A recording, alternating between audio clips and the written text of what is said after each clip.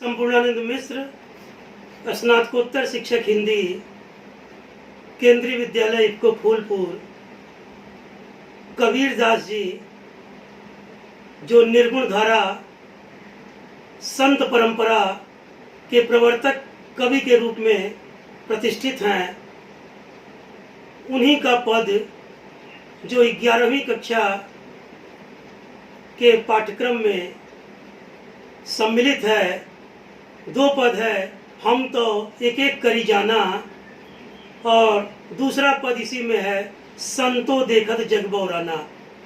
जैसा कि आप सभी जानते हैं, कबीर के विषय में जो आपकी प्रारंभिक जानकारी है, आप जानते हैं कि कबीर दास जी पढ़े लिखे नहीं थे। एक जगह कहते हैं, मसी कागज छुयो नहीं, कलम गयो नहीं हाथ। मसी कागज, स्याही और कागज को तो मैंने छुआ नहीं और कलम को मैंने पकड़ा नहीं।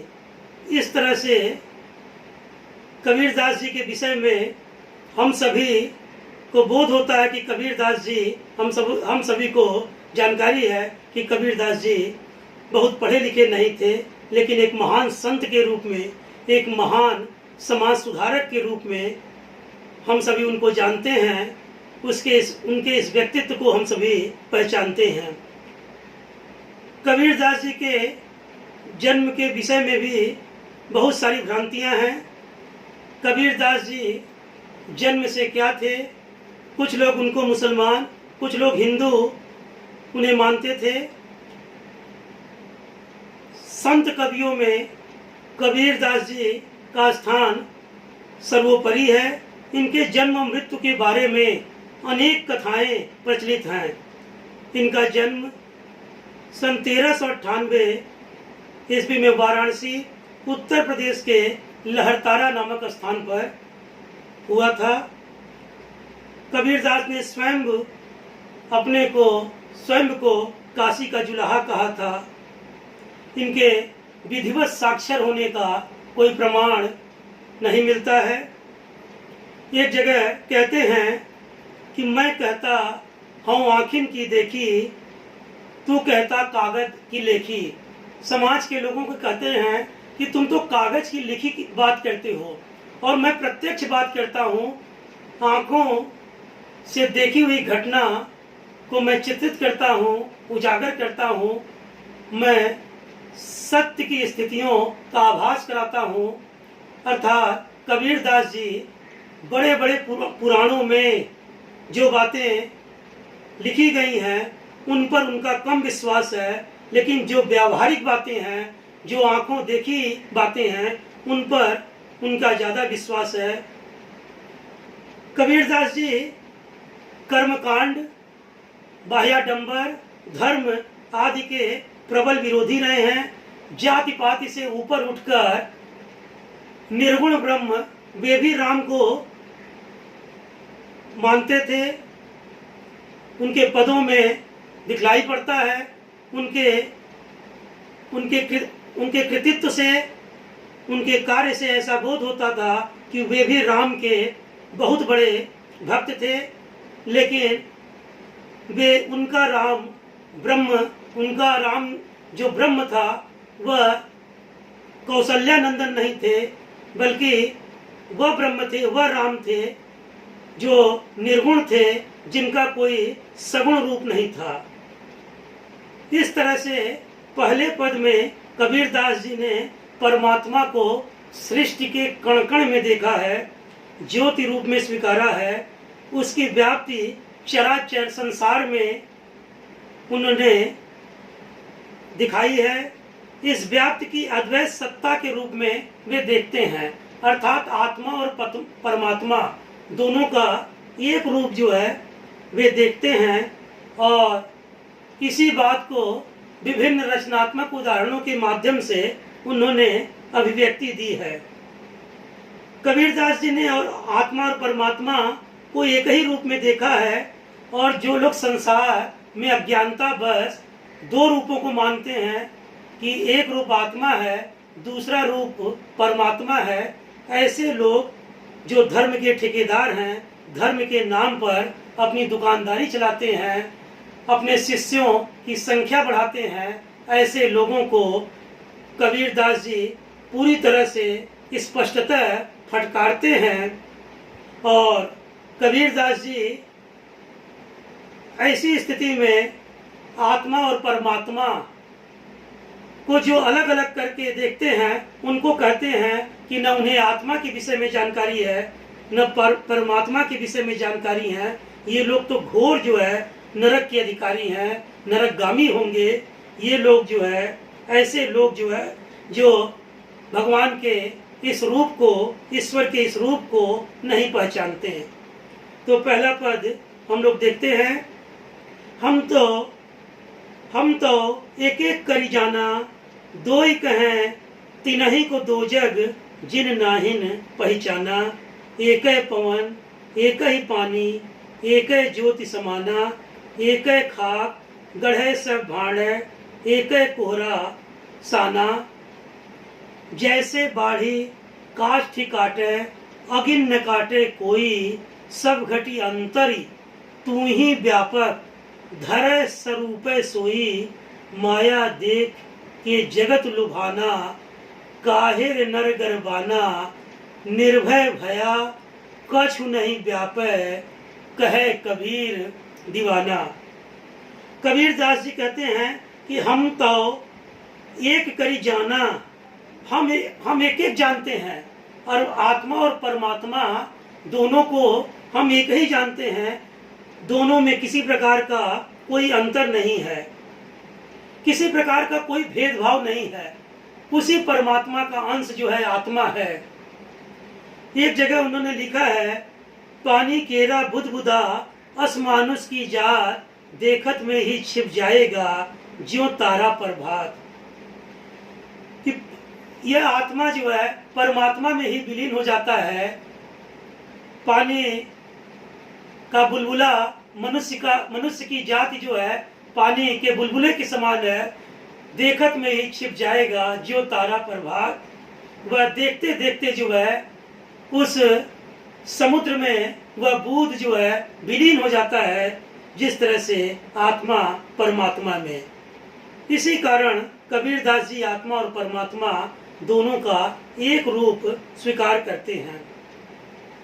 दो ही कहें तिनहि को दो जग, जिन नाहिन पहचाना। ऐसे लोग, तिनहि माने वे लोग, तिनहि को वे लोग, दो जग वे लोग घोर नरक के अधिकारी हैं, जिन नाहिन पहचाना, जो न परमात्मा को पहचानते हैं, ईश्वर की सत्ता को जानते हैं, ईश्वर के रूप को जानते हैं, और जो न स्वयं को जानते हैं, आत्मा को जानते हैं। ऐसे लोगों को कबीरदास जी ने फटकारा है और कहा है कि नहीं माने उनको, दोजक माने नरक, ये नरक के अधिकारी हैं। जो लोग आत्मा और परमात्मा में अंतर स्पष्ट करते हुए अपनी दुकानदारी चलाते हैं, धर्म के ऐसे ठेकेदारों के प्रति कबीरदास जी का आक्रोश उनके पदों में दिखलाई पड़ता है। बाह्याडंबर के वे घोर विरोधी के रूप में जाने जाते हैं। एक है पवन, और इसी क्रम में उन्होंने उदाहरण दिया, एक है पवन जैसे एक ही हवा, समूचे विश्व में एक ही हवा संचरित होती है, एक ही जल लोग पीते हैं। अर्थात प्रकृति का जो यह साधन है, जो प्रकृति का यह उपादान है, उसमें जब प्रकृति ने किसी प्रकार का कोई विभाजन नहीं किया, तो हम मनुष्य जो है क्यों विभाजित कर रहे हैं? आत्मा और परमात्मा के इस रूप को हम लोग क्यों अलग अलग रूपों में देख रहे हैं? एक ही पवन, एक ही पानी, एक ही ज्योति समाना, और एक ही सूर्य है। उस भास्कर की प्रचंड किरणों से, उसके प्रकाश से पूरा विश्व जो है प्रकाशित होता है, समूचा विश्व प्रकाशित होता है। उसमें भी किसी प्रकार का कोई भेदभाव नहीं है। ऐसा नहीं है कि विश्व के अन्य देशों के लिए कोई दूसरा सूर्य है और भारतवर्ष के लिए दूसरा सूर्य है। पूरे विश्व में एक ही सूर्य है, और उसी सूर्य के प्रकाश से हम सभी प्रकाशित होते हैं। तो एक ही पवन, एक ही हवा है, एक ही हवा संचरित होती है, एक ही प्रकार का ऑक्सीजन हम सभी के भीतर समाहित होता है, एक ही तरह का हम सभी जल पीते हैं और एक ही ज्योति समाना, एक ही प्रकार के प्रकाश से हम सभी प्रकाशित होते हैं। अर्थात प्रकृति के इन साधनों में किसी प्रकार का, जब प्रकृति ने कोई भेदभाव नहीं किया तो हम मनुष्य क्यों भेदभाव कर रहे हैं। एक एक खाक गढ़े सब भांडे, एक एक खाक, खाक माने मिट्टी, एक ही मिट्टी से एक खाक गढ़े सब भांडे, भांडे में बर्तन, एक ही मिट्टी से एक कोहरा साना। कुंभकार ने, विधाता रूपी कुंभकार ने हम सभी जीवों का निर्माण एक ही मिट्टी से किया है, उसमें किसी प्रकार का कोई भेदभाव नहीं किया है। जैसे बाढ़ी काष्ठ काटे अगिन न काटे कोई, जैसे बढ़ई लकड़ी को तो काट सकता है लेकिन अगिन न काटे कोई, लेकिन आग को कोई नहीं काट सकता, अग्नि नहीं काटी जा सकती है। वैसे ही यह शरीर तो नश्वर है, शरीर नष्ट हो जाता है, लेकिन आत्मा अमर और अजर है। गीता में कहा गया है कि नैनम छिन्दन्ति शस्त्राणि नैनम दहति पावका न चैनम क्लेदन्त्यापि न शोषयति मारुता, कि अर्थात शरीर को काटा नहीं जा सकता, हवा इसको सुखा नहीं सकती। नैनम छिन्दन्ति शस्त्राणि नैनम दहति पावका न चैनम क्लेदन्त्यापि न शोषयति मारुता, हवा इसको सुखा भी नहीं सकती, कोई काट भी नहीं सकता। अर्थात आत्मा की अमरता और आत्मा की अजरता पर कबीरदास जी ने व्यापक प्रकाश डाला है। गीता में भी यही बातें उल्लिखित हैं। इसी उदाहरण को देते हुए आत्मा और परमात्मा के संबंधों और आत्मा और परमात्मा की एकीकरण को स्पष्ट करते हुए कबीरदास जी ने विभिन्न प्रकार के उदाहरण दिए। पवन का उन्होंने उदाहरण दिया, जल का उदाहरण दिया, सूर्य ज्योति प्रकाश का उदाहरण दिया, और विधाता भी एक ही प्रकार की मिट्टी से सारे जीवों का निर्माण किया है। जैसे कुंभकार जो है एक ही मिट्टी का प्रयोग करता है और एक ही मिट्टी के प्रयोग से विभिन्न प्रकार के बर्तन बनाता है। कभी वह कसोरा बना लेता है मिट्टी के बर्तन, कभी कुल्हड़, जिसमें बनारस के क्षेत्र में बल्कि पूरे पूर्वांचल में कुल्हड़ का प्रचलन है, कुल्हड़ में लोग चाय पीते हैं, तो मिट्टी का वो बर्तन जिसको हम लोग कुल्हड़ कहते हैं। कुल्हड़, आप सभी कुल्हड़ बच्चे आप सभी जानते हैं, आप सभी देखे हैं। सब घटी अंतरी, आगे इसी क्रम में कबीरदास जी के प्रथम पद में है, सब घटी अंतरी तू ही व्यापक धरे स्वरूपे सोई। सब घटी अंतरी, सारे घट में, सारे शरीर में, अंतर माने भीतर, तू ही व्यापक, वह ईश्वर ही व्याप्त है। वह ईश्वर जो है सृष्टि के कण कण में है, प्रत्येक जगह वह ईश्वर व्याप्त है। सब घटी अंतरी तू ही व्यापक, तू ही माने वह ईश्वर, वह परमात्मा जो सारे जीवों में विद्यमान है। उस ईश्वर का अंश वह विभिन्न रूपों में हर जीवों में विद्यमान है। किसी प्रकार का कोई भेदभाव नहीं है, सारे जीवों में उसी परमात्मा का अंश आत्मा विद्यमान है। शरीर नष्ट होता है, आत्मा नष्ट नहीं है। इसी को कबीर का रहस्यवाद कहते हैं। साहित्य के क्षेत्र में कबीर का रहस्यवाद जो है एक व्यापक अर्थों में देखा जाता है, एक व्यापक अर्थों में अपनी अर्थवत्ता को रखता है। सब घटी अंतर तू ही व्यापक धरे स्वरूपे सोई। माया देख के जगत लुभाना, कबीरदास जी संसार के उन सांसारिक पुरुषों को कहते हैं कि माया देख के, माया को देखकर, माया क्या है? जगत का आकर्षण। हम सभी जो है जगत की आकर्षण, संसार का जो आकर्षण है उसमें हम लोग फंसे हुए हैं। मोह माया में फंसे हैं, लोभ में फंसे हैं, लालच में फंसे हैं। हर भौतिक वस्तुओं को प्राप्त कर लेते हैं, कर लेना चाहते हैं। एक वस्तु की प्राप्ति हो जाती है और दूसरा मन में लालच उत्पन्न हो जाता है। कभी भी जीवन में इच्छाओं की समाप्ति नहीं होती है और हम सभी जो है इच्छाओं का दास बनकर जीवन भर रह जाते हैं और समग्र जीवन तक जो है इच्छा पूर्ण नहीं हो पाती है।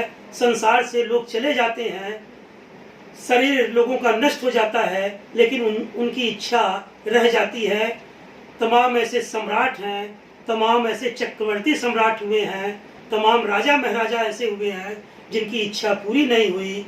तो जिनके पास हर प्रकार के साधन, हर प्रकार के स्रोत थे, जब उनकी इच्छा पूरी नहीं हुई तो सामान्य सांसारिक पुरुषों की इच्छा कैसे पूरी हो सकती है। लेकिन इस बात से अनभिज्ञ होते हुए भी मनुष्य जो है अभिज्ञ है, लेकिन अभिज्ञता को दरकिनार करते हुए बार बार अनभिज्ञता का परिचय देता है और एक ही तरह की वह गलती करता है और संसार के आकर्षण में, संसार के जाल में वह पूरी तरह से फंस जाता है। माया देख के ऐसे लोग जो माया में फंसे हुए हैं, कबीरदास जी मुखर स्वर में फटकारते हैं, कहते हैं कि माया देख के जगत लुभाना, ऐ सांसारिक लोग तुम क्यों लुप्त हो रहे हो, क्यों फंसे हुए हो और सांसारिक वस्तुओं का तुम दास हो, तुम स्वामी नहीं हो। सांसारिक वस्तुओं के तुम स्वामी होते, वह दास हो, सांसारिक वस्तुएं तुम्हारी दासी होती, तब तुम कहते तो मैं उसको मानता, लेकिन तुम दास हो। वह माया जो है सारे जीव को नचा रही है। ये मैंने जस्ट लाइक ए पपेट, आदमी क्या है, मनुष्य तो एक कठपुतली है, वह नाच रहा है, माया के वशीभूत है। सारे जीव जो है माया के वशीभूत होकर कार्य कर रहे हैं। इसी बात को कबीरदास जी कह रहे हैं कि माया देख के जगत लुभाना, ऐ संसार के लोग तुम लोग क्यों फंसे हुए हो, काहे रे नर गर्बाना। इसके बाद भी काहे रे, ऐ मनुष्य, नर माने मनुष्य, गर्बाना तुम किस बात का गर्व कर रहे हो। निर्भय भया कछु नहीं व्यापय, मेरी दृष्टि में निर्भय भया, जो निर्भय है, जिसे किसी प्रकार का भय नहीं है। कहे कबीर दीवाना, कबीरदास जी कहते हैं कि जो मनुष्य निर्भय हो जाता है और उसे संसार का कोई भय जिसे नहीं सताता है। और कबीरदास जी अपने को भी कहते हैं कि मैं निर्भय हो गया हूँ और मैं संसार का सबसे सच्चा दीवाना हूँ, मैं संसार का सबसे सच्चा प्रेमी हूँ, क्योंकि मैं सांसारिक आकर्षणों में, भौतिक जाल में मैं नहीं फंसा हूँ, इसलिए मैं संसार का सच्चा दीवाना हूँ। ऐ मनुष्य तुम तो संसार में फंसे हो, तुम किस बात का गर्व कर रहे हो।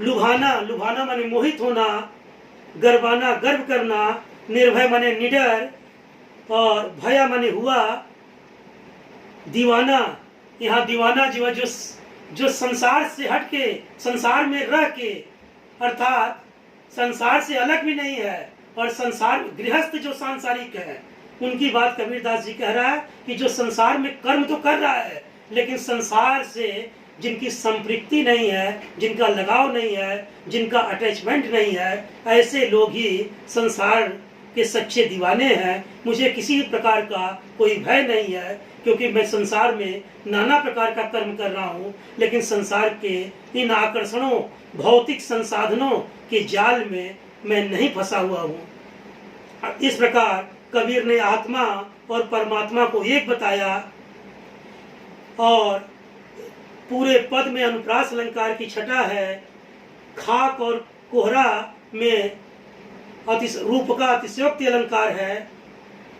माया मोह और गर्व की व्यर्थता पर कबीरदास ने प्रकाश डाला है और पूरे पद में अनुप्रास अलंकार द्रष्टव्य है, दिखलाई पड़ता है, उसकी छटा दर्शनीय है। और एक जगह आप देखिए, जैसे बाढ़ी काष्ठ काटे अगिन न काटे कोई, जैसे शब्द में जहाँ जैसे शब्द लगा होता है वहाँ पर उदाहरण अलंकार। तो प्रस्तुत इस पद में उदाहरण अलंकार का प्रयोग हुआ है। तो पहला पद आपने देखा कि आत्मा और परमात्मा को कबीरदास जी ने एक माना, दोनों में किसी प्रकार का कोई अंतर नहीं है। जबकि संसार के जो धर्म के ठेकेदार हैं, ऐसे लोग आत्मा और परमात्मा दोनों को अलग अलग बताकर अपने धर्म के अनुयायियों की संख्या बढ़ाने में लगे हुए हैं। ज़्यादा से ज़्यादा संख्या बढ़ाकर अपने धर्म की दुकानदारी चला रहे हैं और इस तरह से धर्म की संख्या बढ़ाकर, अपने शिष्यों की संख्या बढ़ाकर अपनी ख्याति में लगे हुए हैं, ख्याति प्राप्त करना चाहते हैं और चाहते हैं कि संसार के लोग मुझे समझें, मुझे पूजें। आप बहुत सारे बच्चे, आप सभी जो है अपने अपने तरीके से आप अपने घरों में पूजा पाठ करते हैं। धर्म के विषय में आप बहुत कुछ जानते हैं। जो धारण किया जाए वही धर्म है।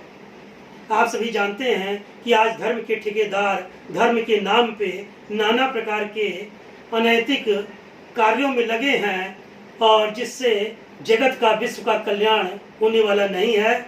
कबीरदास जी इस पद के माध्यम से आत्मा और परमात्मा की एकता पर विभिन्न उदाहरणों के माध्यम से, पवन के माध्यम से, पानी के माध्यम से और सूर्य के माध्यम से उन्होंने प्रकाश डाला और बताया कि जब प्रकृति के इन संसाधनों में किसी प्रकार का कोई भेदभाव नहीं है, तब हर व्यक्ति में यह जाति पाति का भेदभाव क्यों है। हर व्यक्ति एक है, आत्मा परमात्मा एक है और सभी के भीतर उस परमात्मा का अंश आत्मा हर जीवों में विद्यमान है।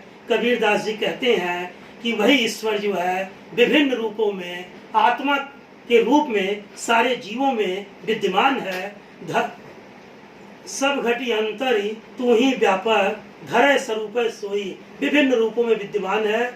माया देख के जगत लुभाना, माया देखकर ऐ सांसारिक लोग तुम क्यों लुब्ध हो, तुम क्यों गर्व कर रहे हो। गर्व जैसी कोई बात नहीं है। संसार में निर्भय व्यक्ति तो वह है जिसे किसी प्रकार का कोई भय नहीं है। कबीरदास जी कहते हैं कि मैं तो संसार में निर्भय होकर जीवन जी रहा हूँ, मुझे किसी प्रकार का भय नहीं हूँ, इसलिए मैं अपने को ईश्वर का दीवाना कहता हूँ। कबीरदास जी अपने को स्वयं कहते हैं कि संसार में रहते हुए नाना प्रकार के मैं कर्मों में लगा हूँ, नाना प्रकार का काम करता हूँ, लेकिन संसार के प्रति मेरी आसक्ति नहीं है। इस प्रकार इस पद में कबीरदास जी आत्मा और परमात्मा दोनों को एक बताकर विभिन्न उदाहरणों के माध्यम से अपनी बात को उन्होंने पुष्ट किया है। आज यहीं तक हम लोग देखें और इसी क्रम में आगे कल हम लोग दूसरा पद देखेंगे। बहुत बहुत धन्यवाद। आपका दिन मंगलमय हो। साकेत